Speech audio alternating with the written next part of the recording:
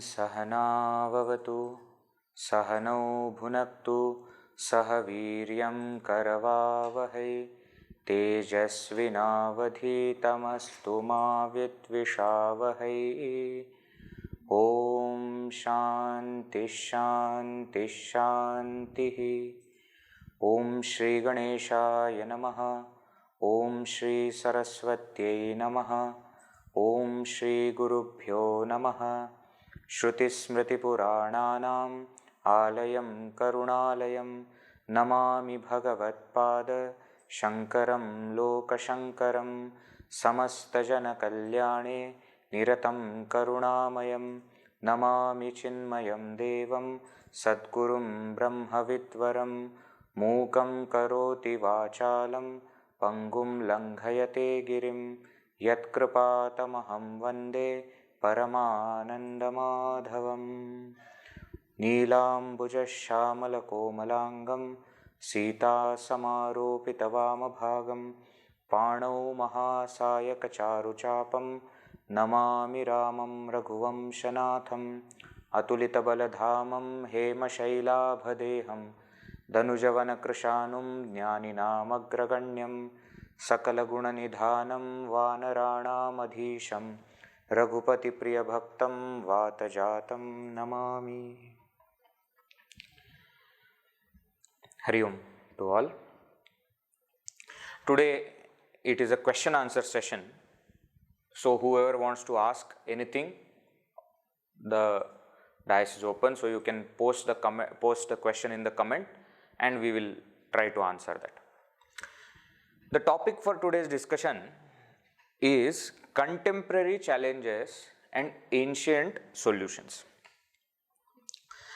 Few points that we have already discussed in previous sessions. One important point that we had seen was that for the West, the Western philosophers, etc., everything is a problem. But a problem is a very negative, the connotation is very negative with the word problem.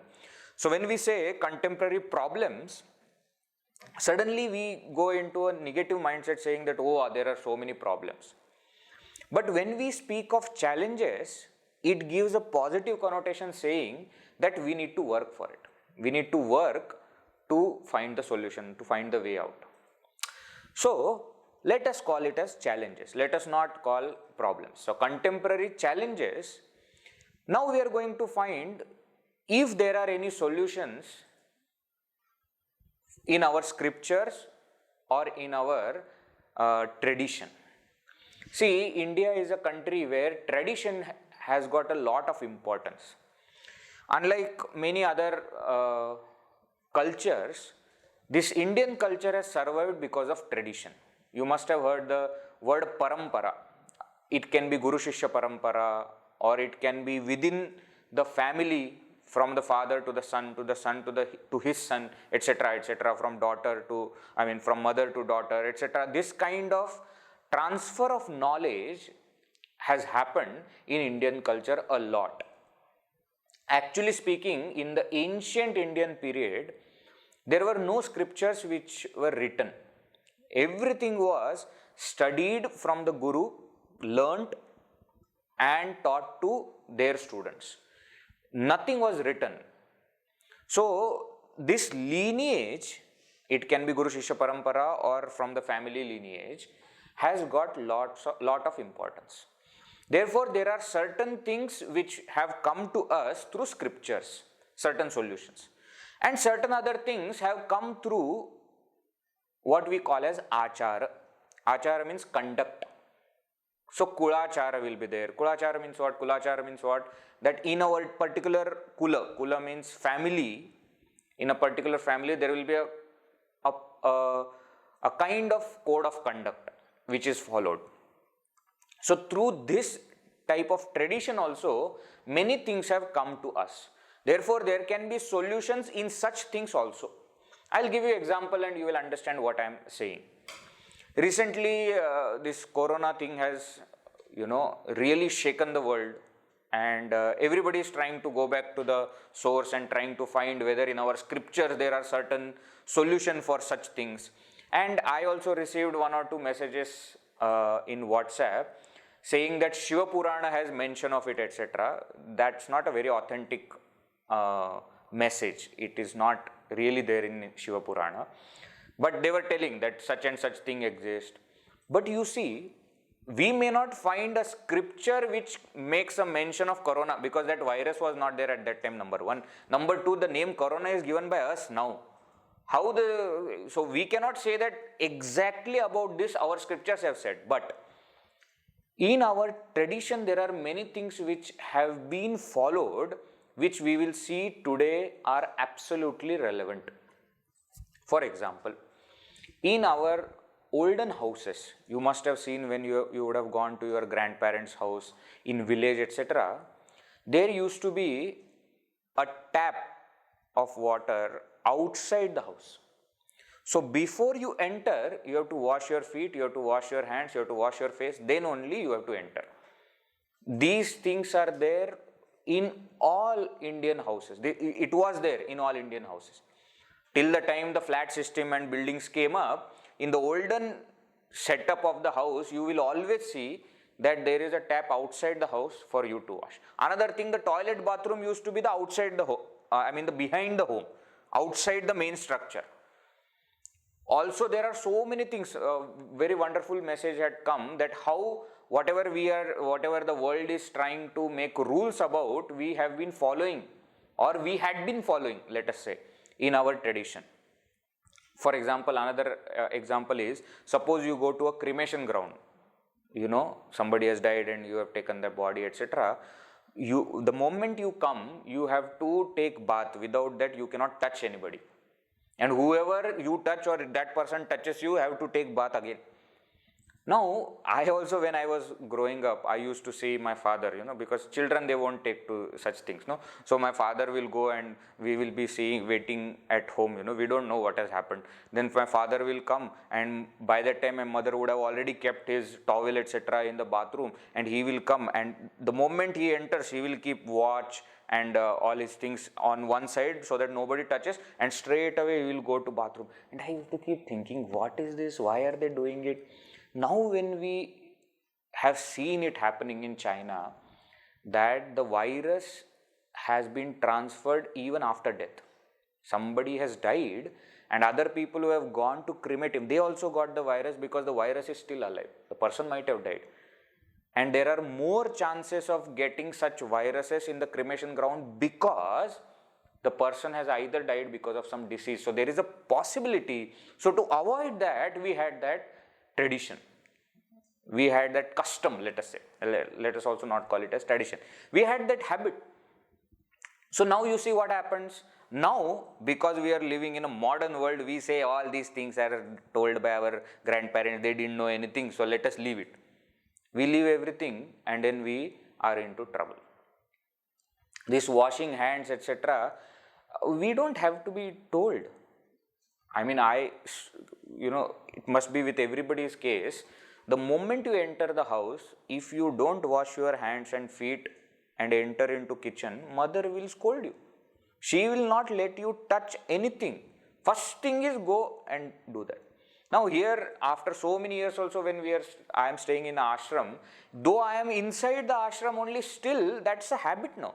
The moment I enter into my room, first thing I go to the bathroom and I wash. That has become habit. Now it's a good habit that has been put in our tradition. Please understand this point. In our tradition, it has been put. Now, so I gave you example of how the solution can be given through tradition also. Either you can find the solution straight away in the scriptures, or in tradition you will find solution. Now, that is number one. Second thing, when we keep talking about contemporary challenges, contemporary situations, we always want to say that, this is a very different situation. Today's situation is very different. I get so many people, come and talk to me that, Swamiji, I don't know how to raise my children. My children are not listening to me at all. What should we do? And today's generation is very different. This is what we keep saying. But the fact is, it is not very different. They are exactly how we were at that age. How were we when we were in 5th standard, 6th standard? That's how they are. Maybe the things around them have changed. Therefore, they have changed a bit. There may be some changes, I am not denying that. But the basic mindset is same. We were also like that, they are also like that. One more thing that we have to understand is, how were our parents? Are we like them? If we are not like our parents, then our children are not going to be like us.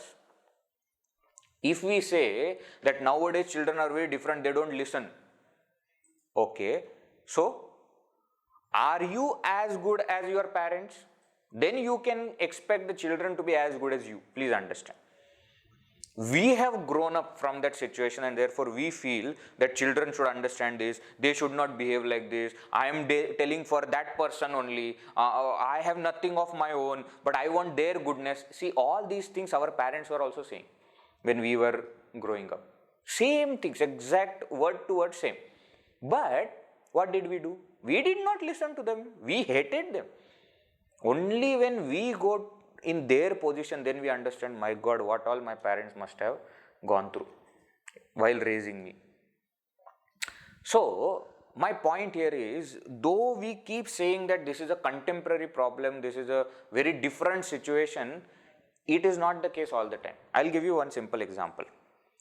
There is one Purana in that Naradji is telling, Purana, okay, many years back these things are written.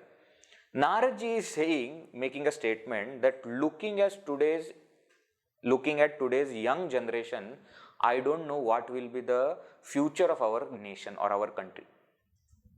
You see, today also we say the same thing.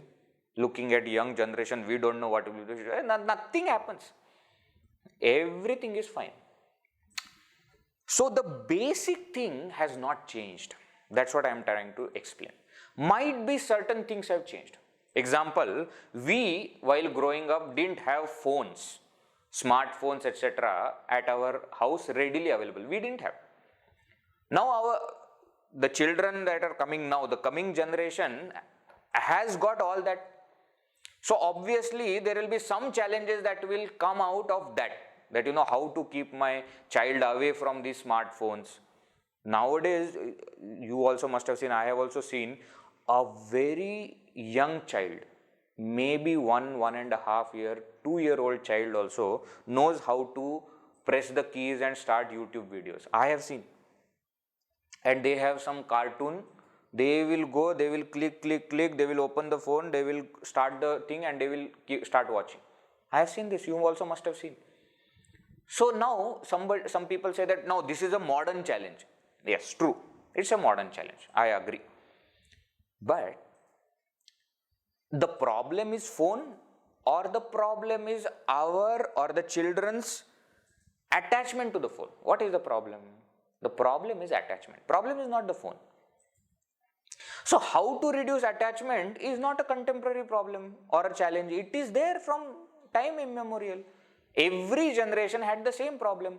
See, we also, when we were studying, we also were asking questions, how to focus, how to concentrate on our study, how to get rid of distractions. Now at that time, distractions were of different kind. Today the distraction might be different kind, but the distraction is distraction. We have to still control our mind from that distraction and put it in a focused manner. So that thing has not changed. So when we speak of contemporary challenges, one thing we have to remember is not all problems or challenges are modern. Might be going on for a long time. We are making big fuss out of it. So that is something that we need to understand. So what all things we have seen? Number one, we should not call anything as problem as such. We should call it a challenge, because so that gives a positive attitude to deal with it. Number one. Number two, in Indian culture, the knowledge is transferred through tradition also along with the scriptures. So some solutions can be found in scriptures, some solutions can be found in tradition. Both things we have to look for. Number three, we have seen what we are calling as contemporary may not be actually contemporary. There might be some changes that have happened, but the problem or the challenge might be there throughout. That is possible. Today we speak of, population has increased a lot. As compared to what are we talking? As compared to what we are saying that population is increased? Because when we read our itihas, our history, etc., we see example, Dhritarashtra had 100 children. Today you show me one person who has 100 children. And Dhritarashtra was not the only one. There are people who have thousand children. So how big will be population? It is said in Mahabharata war itself, 36 lakh people minimum were part of that war, gathered at one place in Kurukshetra. And we are talking about 36 lakh Kshatriyas who had come there, with some exceptions of Brahmanas, but otherwise most of them were Kshatriyas. So other than that there will be women, other than that there will be Shudras and Vaishyas and other Brahmanas, so many children, so many people will be there other than that. What are we talking about? The population has gone high, etc. So when we say that this is a contemporary problem, not every time the problem is contemporary. There might be something that is basic which has been there, and therefore if the challenge has been there, the solution also would have been there. These 3 points we have seen so far. Number fourth point, which is very important. As we were seeing, we are thinking from a spiritual perspective, from adhyatmic perspective. Therefore, the basic thing about Adhyatma or spirituality is that the solution is to be found within. Earlier also I had told this, that a person will be called a spiritual. When we were talking about spirituality in professional life, I had taken this point that when we say a person is spiritual, what does it mean? A person who says that the situation is problematic because there is something wrong inside me, within me. And therefore the solution also can be found within me. If this kind of approach is there, then and then alone that person is called as spiritual. Now, whatever may be the challenge that the world is going through, as a spiritual person, we should try to find the problem core within, individual, not in the world. Example, corruption, they say, is a big problem. In many countries, many nations, corruption is a big issue, and therefore they keep telling, that our country is very corrupt and this is there, that is there. So many things are said, but again you try to find out how the corruption starts. Corruption starts because of corrupt people. How a person becomes corrupt? Because that person has got greed or such negativities within that person. Now, by making the law strict, more and more strict, can you get rid of the corruption totally? No. See, law is there to have a boundary, but the change actually happens from within only. Only when a person feels that there is something wrong and that person should change, then only the change takes place, not otherwise. And therefore, the problem lies within. That's why Gurudev's famous statement, you change and the world will change. You don't have to worry about the whole world changing. There should be no corruption in the whole country. Correct, true. That kind of situation must come.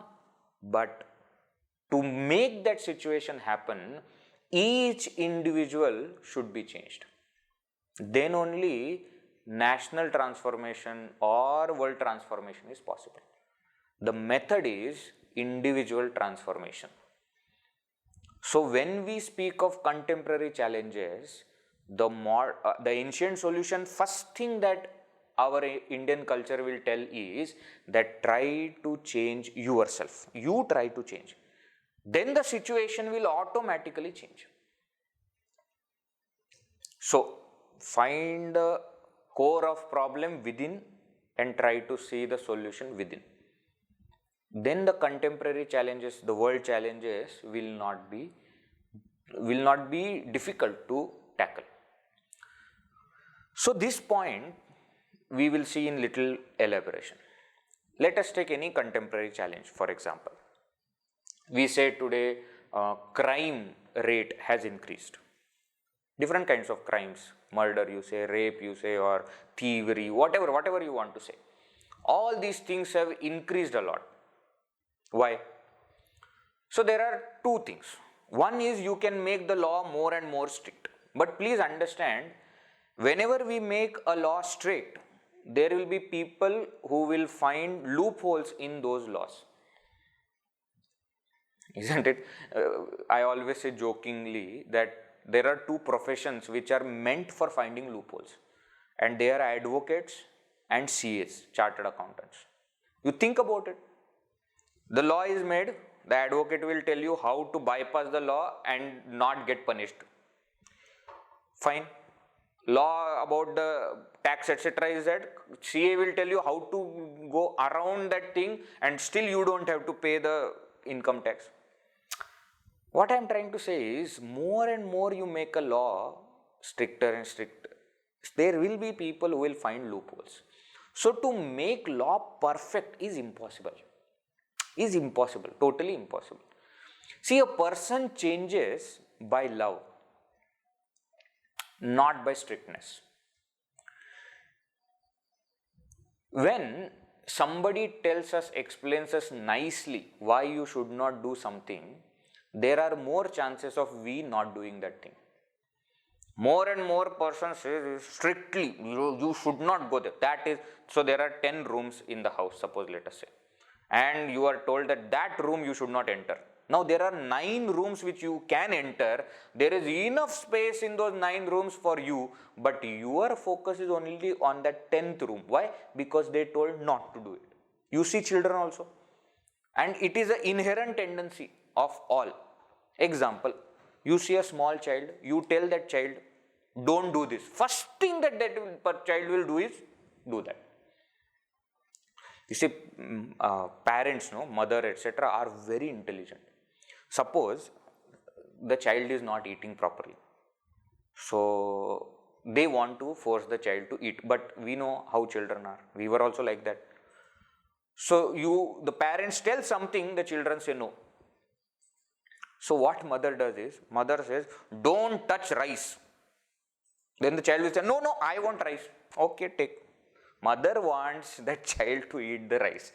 But that habit is there that whatever the parents say, you say no. You see how that habit has gone so inside us.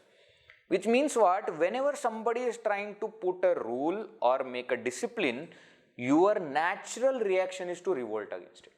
That is a natural instinct of all of us. And therefore, I am saying that a person changes only by love. And that's why it is impossible to change anybody outside.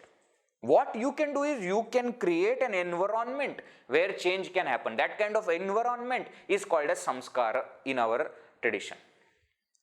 When we say parents have done good samskara on children, means what? They have created nice ambience in which the children can grow to be better human beings. That environment they are successful to create. That's called as samskara. Change has to happen from inside. See, if it is not the case, then the two brothers who are raised same should end up same.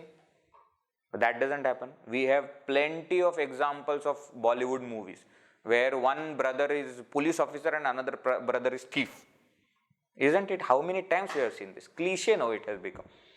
Why it happens? Because a person doesn't just change by rules.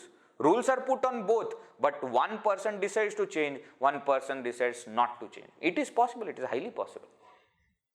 And therefore, you give more and more love to a person, try to explain, and it will happen. Oh, Swamiji, what is this? Our parents used to scold so much. That's why we have changed. Now careful. I am not telling you not to scold your children. Not at all. You should scold. Beat also if required. See, I told you, we have scriptures. In Manusmriti it is said, Lalayet Panchavarshani. How to raise children. So when the child is born, up to age 5, means up to the child is 5-year-old, Lalayet, you do pampering. All kinds of pampering you do for that child. From what? 0 to 5. Lalayet Panchavarshani. Dasha Varshani Tadayet. Tadayet means beat. So from 6 to 15, you beat. Why? Because at that time, only beating works.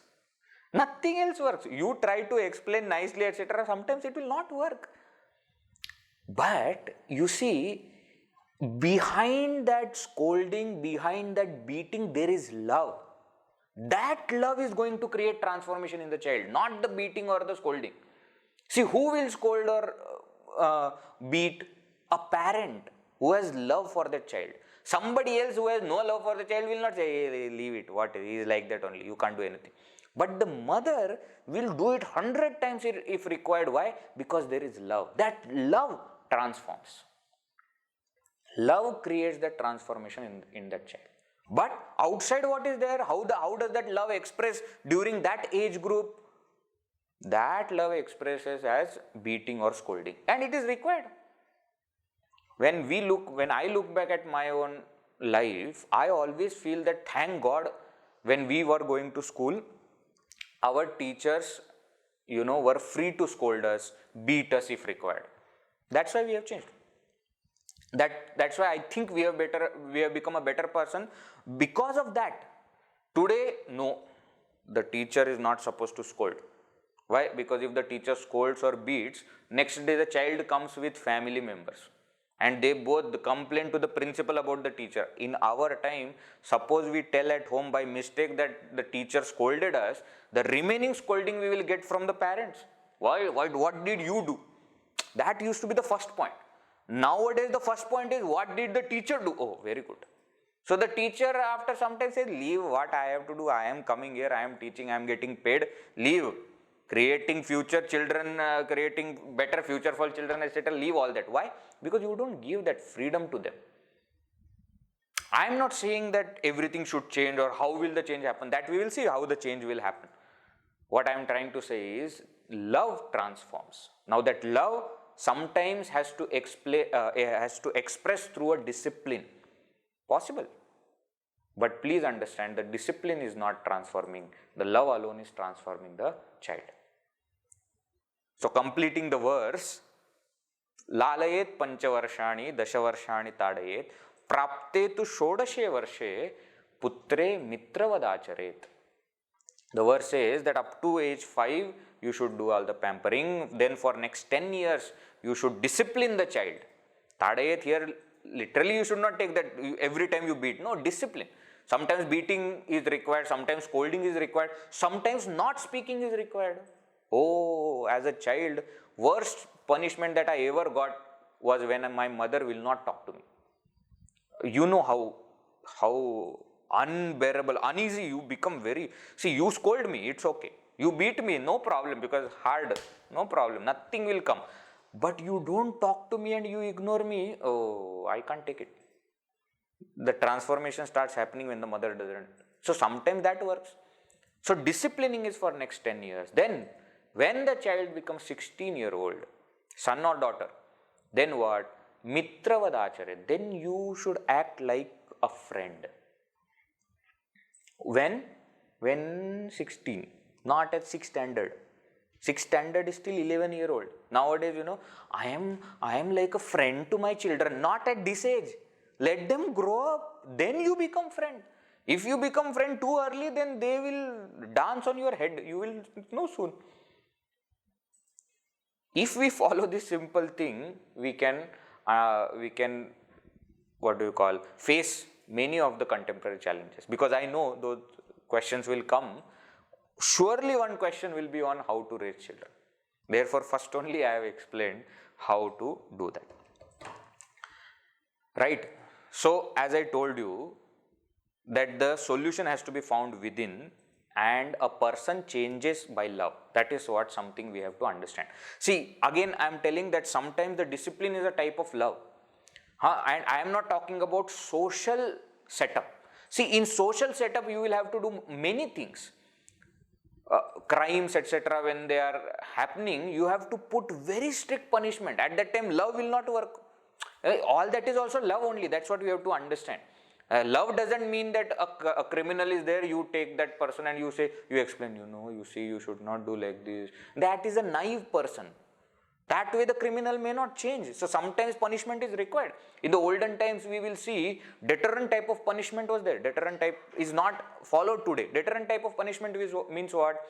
That for some crimes punishment will be so harsh that just by looking at it other criminals are shaken. They will not dare to do such things. Today many people they ask for rape etc. Even death penalty is a very less punishment. That's what some people say.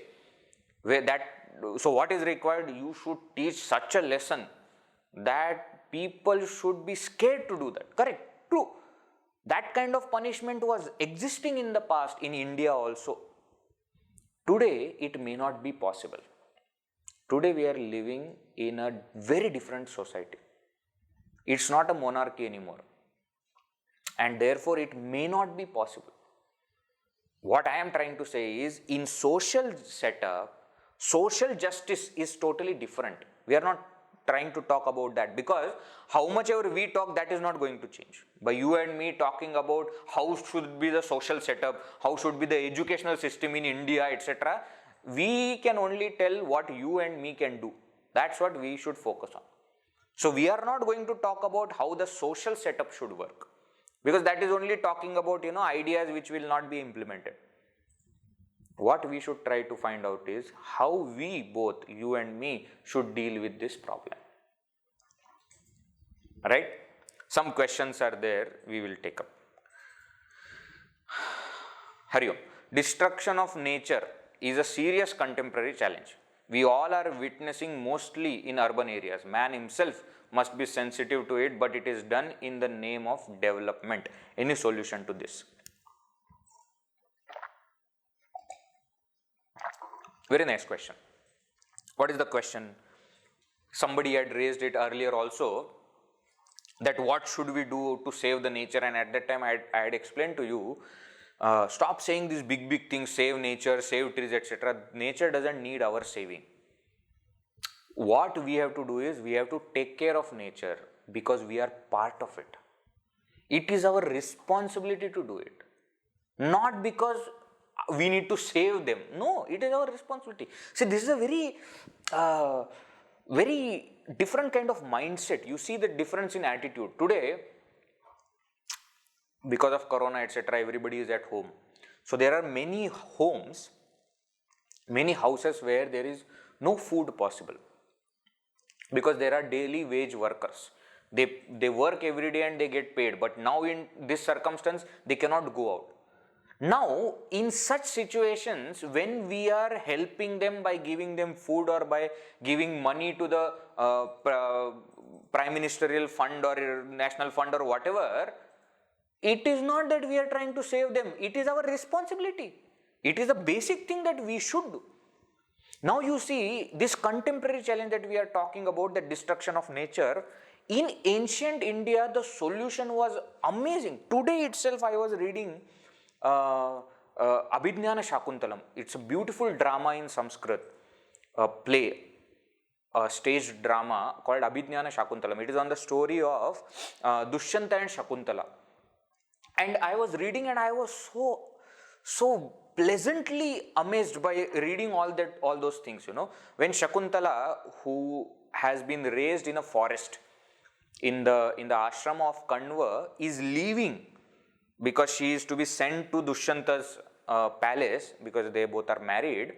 While going, the way she is talking to the creeper and the birds and the animals and the father Kanva Maharshi also, the way he is explaining, he is talking to the forest, that he is talking to all the trees, that a girl who never ate without giving you water, means first she always gave water to you, she watered the plants and then only she took food.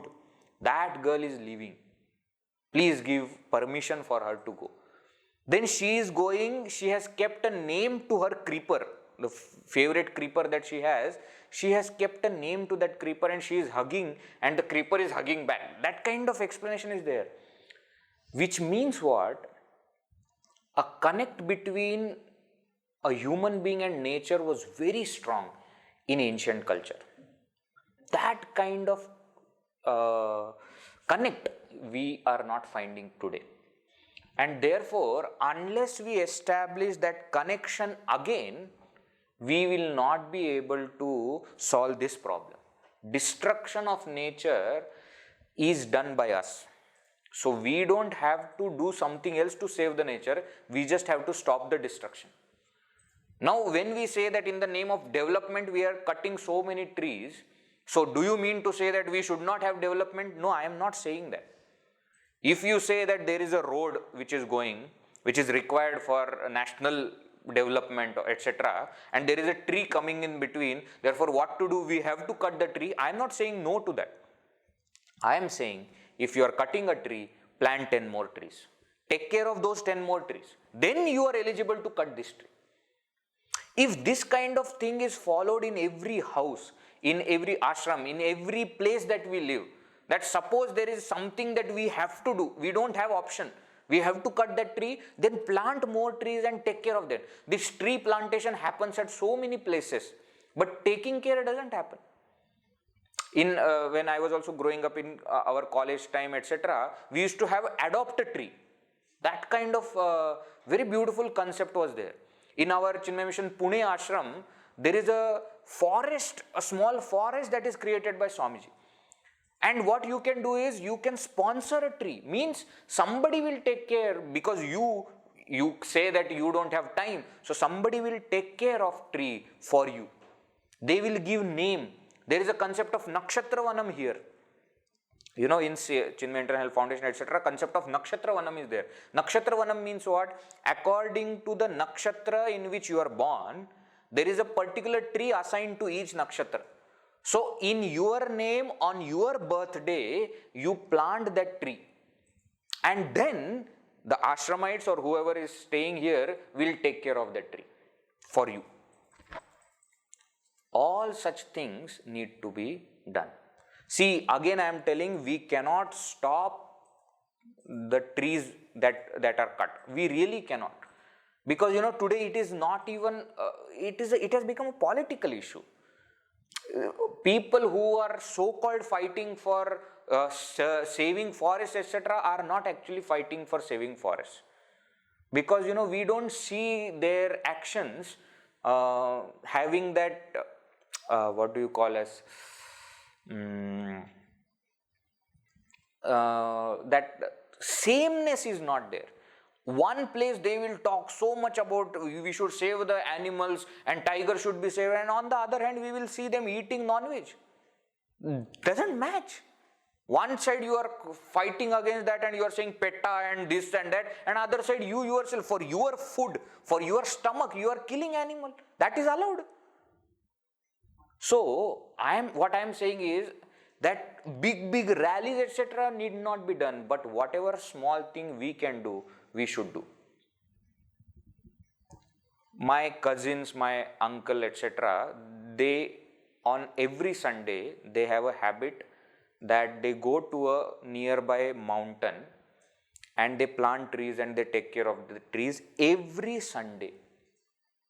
Such things we need to start. We have done enough. Now you see, now I am going to talk about you and me, I have told you before. So I am not going to tell how globally we should change, but individually we can change. Every year our birthday comes and we throw big parties. Good, I am not saying you should not do that, but why don't we do sankalpa that on every birthday of mine I will plant one tree and take care of it. I know of people who are doing this. I know people who go to do blood donation on every birthday for last 30 years. My uncle has been doing it for last 35 years. Every birthday they will go and give blood and will inspire more people to join on their birthday. They say that this is the party. A party doesn't just mean that we come together and you put cake, and nowadays new thing has started. You put the cake on the face of the other person. Why? On one side you keep shouting, there are people who are not getting food. What is Chinmay Mission doing for it? And on the other side you keep pasting. You keep wasting food. Don't do that. If you feel for people, stop wasting food. Stop wasting water. So individually, if we can do something like this, then that will be a real thing. All other big talks will not work. So I think the solution is in small things. We start doing these small things, and I think the challenge can be met. Some more questions are there. Laws could be unjust. If we blindly follow, we would be doing injustice to ideals. In which case, as a bhakta of Sri Ramji, what should one do? Oh, laws could be unjust. Okay, if we blindly follow, we would be doing injustice to ideals. The laws which go against the ideals are not really laws. Example, there are laws which are followed in a social setup, but there are different kind of laws that we have to follow in your own life. Now, those laws that you follow in your own life are based on ideals. Luckily in India, I am not saying all the laws, but most of the laws are in line with ideals. Because when our constitution was being written also, it had a huge influence of our scriptures, right? So if there is a conflict between law and ideal situation, or ideal what do you call as ideals of your life, values, then you should choose the values. You should be ready to leave that thing. I'll give you an example. Suppose I am working in a company, and certain things are there which are forcing me to do wrong things, which are against my ideals. I should be strong enough to give up that job. As a bhakta of Sri Rama, that's what you should do. That is something that we must understand. Second thing we should also remember is, you see, Sri Ramchandra, when actually that is the topic for tomorrow. We are going too much into Ramayana, etc. That is there for tomorrow's topic. We will leave for tomorrow. So join tomorrow. I will explain this more, how Sri Rama has followed the laws, dharma, how he has followed and what he has done. That we will see, tomorrow, because tomorrow's topic is that. So we'll leave that, but see, basic thing I have answered. Right, one more. Again in Ramayana, when Lord Rama prays to Samudra Devata and he doesn't appear, Lord Rama gets angry and says, I am worshipping you. If I want, I can destroy you. Just wanted to understand this emotion action. This also I will take up tomorrow, because see, tomorrow's topic is Ramayana and Mahabharata. Not tomorrow, I mean day after tomorrow. My next session in Hindi is on this topic of Ramayana and Mahabharata. So this also I will take up on that day. Right. How teenagers should deal with peer pressure of ongoing unnecessary trends, etc. Beautiful question. How should teenagers deal with peer pressure? Now this question I believe has come from a teenager. Therefore first I will answer from a teenager's perspective, then from parents' perspective. Sometimes, see, every human being has a what do you call, attraction towards things that his colleagues, his friends are doing, his or her. Yeah, so there is nothing that is alien about this. This is natural to everyone. If all my friends are going to one college, I also want to go to that college. I don't venture into a new thing. It is very natural for us. This is called as a herd mentality. You know, we always want to go together. Anywhere we want to go together. But sometimes what happens, you know, this peer pressure comes into picture when we are forced to do something that we are not supposed to do. Now that is where our conviction comes into play. So to battle this peer pressure, what we need to develop is our own conviction. Conviction means what? I will not go below this. I will not go below this. So whatever I do, I may do anything here, but below this point I will not stoop. I will not do this.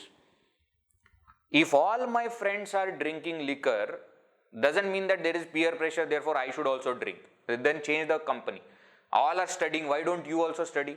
See, this peer pressure is a very interesting concept, you know. Many people want to do those things and they tell that I am doing it because my friends are forcing. There are so many other friends who are studying every day. Why don't you study every day? At that time peer pressure is not there. So, when everybody is trying to do something, when my conviction is clear, you will not fall. Guruji, Swami Tejomayananji has given a very beautiful quote. He says, if you don't stand for something, you fall for everything. Very beautiful statement. He says, if you don't stand for something, you fall for everything. Means what? If in your life you don't have your own stand, that this is the kind of ideal life that I am going to live. Earlier we had spoken about standard of life and standard of living. Standard of living, outside comforts may be there, but standard of life, the value system in me, this is what I am going to live. Once I live by that conviction, see, there are so many times that we have decided something and we don't change, even though all other people are telling. Don't we do that? Example, suppose I love somebody and the whole world is against. Still I keep saying, no, I want to marry. Every friend is telling, array, that boy is not good for you, that girl is not good for you. They keep telling, but you say, no. Now, if you can be headstrong in such things, why can't you be headstrong in your value system? Saying that this is not the value of my life, I will not do it. I will do what my value system tells. So, peer pressure will not work when you have conviction. This is the answer for teenagers. Now for parents, how to deal with peer pressure? Number one, stop comparing your child to other children. Everybody is not same. You cannot measure their brilliance compared to other people. See, that boy is doing so much, you should also do. And remember this, every parent does. My parents also did. Maybe their parents also did, we don't know. Constantly comparing with elder brother or cousin brother or other person is a very negative thing. Then what happens? That same habit comes to the child also. The child also starts, oh, he is doing, then I will also do. Why? Because my mother keeps comparing. That is number one. Stop comparing to other kids.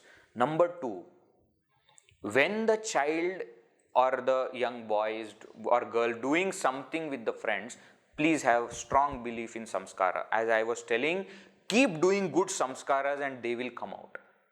There is a possibility that the whole gang, so-called, or the group will change because of this one person. We keep saying that have good company, etc. Correct, true. I am not denying that. But there is a possibility that the whole group will become good because of this one person. It is possible. It happens. It has happened in my life and therefore I am telling it is 100% possible. One person in the group has a different kind of positive attitude to look at life. Everybody's attitude slowly starts to change. It happens. So peer pressure, number one, comes because you don't have conviction about your own life. You are not clear about your own life, what you want to do. Then peer pressure will come. If the clarity is there, peer pressure cannot exist. And for parents, please don't compare them with other kids, right? This is something that we must do.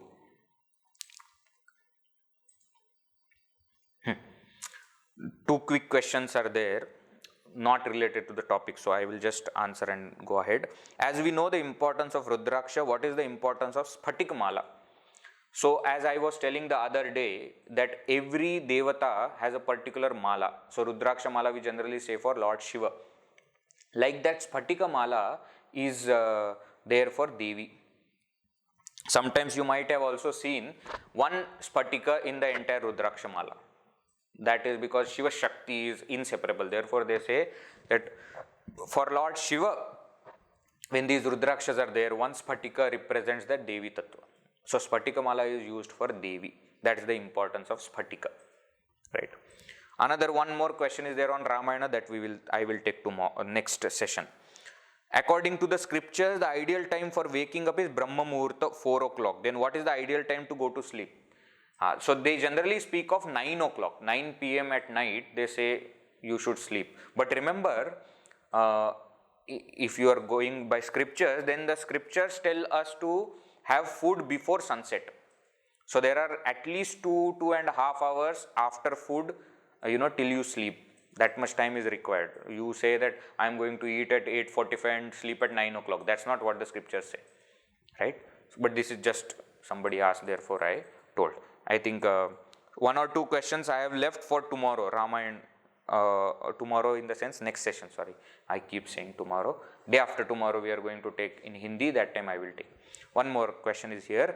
Today veganism has become a popular issue. Their argument against dairy products sounds true.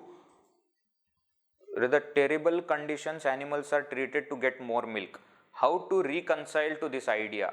Though we are vegetarians, milk and milk products have always been part of our food. Now, very nice. See, one thing that the veganism has done is, it has made it into fad, as they say, no? It has become a fad. Fad means it's nice to do it. You see, we follow Western culture so much that unless something is cool, specifically I am using this word, unless something is cool, we don't do it. Nowadays veganism has become cool, and therefore there are so many people doing it. Good thing only. I am not against it. Or at least they are not eating and killing animals for that.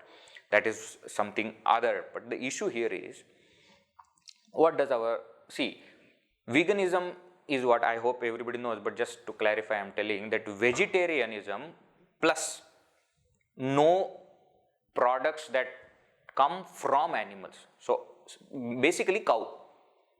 So cow is not killed. If you are eating beef, etc., then the cow is killed. But in milk, etc., cow is not killed. But cow is treated very badly to extract that milk. So what can be stopped is that can be stopped. In India, we always had cows at our own home. And therefore, we will never extract too much of milk from the cow. In today's case, if that kind of thing is not possible, I am still it is still possible. I know of many places where I come from Pune, there are many places where cows are, taken care by a family. And they also supply milk, but their milk is not on demand, If milk is there, they will give. It's not that every day we want this much milk, therefore those cows have to give that much milk. This kind of behavior, this kind of commercialism has not come there. Now such places you can go and get milk and milk products. That is really good. Or there are places where the cows are not treated badly. Not everywhere it is done that, no. As much as possible, we should try to make sure that no animals are harmed in whatever we do. I am not telling you to stop milk and milk products because it is part of our life, and there is nothing actually wrong in having milk and milk products. What is wrong is how animals and cows are treated to get that milk. That can be stopped by our wise decision of where we are getting milk from. Even if we have to pay little extra, even today you will see that there are kinds of cows, no, A1 kind of cow is there, and then jerseys are there, and you go on internet, you know which kind of milk is coming from which kind of cow. Now what happens is, where the milk is good and it is coming from a cow where the cow is not harmed, will be little expensive. Be ready to pay that much amount. Little expensive, you will have to, little more money you will have to pay, no problem. This kind of stand we have to take. Unless we take up this kind of stand, this issue will not be solved. See, we cannot and should not stop eating milk products. I am not saying that. What I am saying is, it is your choice. Without troubling or without doing any harm to that cow, how can I have it? That is something that we can do. Milk is natural to cow. And actually, when cow are milked, I don't know how many of you have seen, it's a very beautiful process of milking the cow also. And cow is very emotional animal. You will not give milk to just anybody. The whole process is very beautiful. That's what I am trying to explain. So, it's not something that should be stopped, but it is something that we can be careful about and try to avoid the wrong usage of all those things, right? So, these things we need to work on. Down you come if there is anything else. So, I think we have taken all the questions also. So, to summarize the whole discussion that we have had, I will just go through the whole thing that we just said. First of all, there are no problems, there are challenges that we need to deal with. When we say contemporary challenges, maybe some challenges are there from the beginning, and therefore the solutions can be found either in scriptures or in tradition. These two things we had seen. Next thing that we understand is, when we are trying to find the solution should always be found within. What I can do to stop this? See, what should be done is intellectual people's job, to debate and discuss about what should be done. Our attempt should be in finding what I can do. Corona is there, floods are there. In such situations, what I can do? I can go and give blood. I can take care of another family along with my family. I can take care of their food and everything. I can stay at home. All these things are small things that we can do. So, what I can do makes more sense than what should be done, right? So, our focus should be on finding the solution inside us. Again, we also said that there are certain things that have to be done in social setup. Okay, those things should be done from social setup, but individual things matter more. We change and the world will change. And how will the individuals change? The transformation of individuals happens by love. When that love is the catalyst, then the transformation between individuals will happen. So, if we want to change the world, we have to change the individuals, and that change will happen through love. We force something, all the problems that we are discussing, whether it is destruction of nature or whether it is taking care of animals, etc. These are the things that individuals have to take up, and those individuals should be inspired to do this on their own. Animals, etc. Stop, no, just dog is going and you pick up stone and throw. Why? What that dog has done to you? I am not saying that you feed the dog and you take care. At least don't harm. Basic thing. Summer is going on, just keep one bowl of water outside the window for birds to have. You don't do anything like that, and then you keep saying nowadays sparrows are not there in the cities and birds are not seen in the cities. Of course they won't come. Why will they come to you? You are not giving them anything. So these are, rather than making general statements about it is happening like this, it is happening like that, what is a easy, simple thing that I can do as a contribution from my side? If that becomes our focus, then we can find solution. Please understand, nobody else has to give you solutions. I really don't have to give you solutions. The moment we change our attitude that what I can do, you will find solutions for yourself. and that is the way to go forward. The moment our attention changes from what should be done to what I can do, the solution will come up on its own. We don't have to do anything. We also spoke about peer pressure, etc. If our stand is clear, if our conviction is there, no peer pressure, etc. will work. Right? That's it for one more. How to always stay motivated towards your goal? One more question is there that we will take and we will complete. How to stay motivated? You see, inspiration is a very misunderstood concept. Inspiration always comes from within, and therefore you have to keep inspiring yourself. That is a simple answer. Every day you get up, you have to keep inspiring yourself. Self-inspiration is the way. Right? That is the simple answer. If the goal is high enough, then that inspiration will be natural. Then the motivation somebody doesn't have to give. Right? We'll conclude. Om Sarve Bhavantu Sukhinah, Sarve Santu Niramayaha, Sarve Bhadrani Pashyantu, Ma Kaschid Dukkha Bhag Bhavet, Asato Ma Sadgamaya, Tamaso Ma Jyotirgamaya, Mrityor Ma Amritam Gamaya. Om Purnamadav Purnamidam Purnat Purnamudachyate, Purnasya Purnamadaya Purnameva Vashishyate. Om Shanti Shanti Shanti. Harihi Om Shri Gurubhyo Namaha. Harihi Om.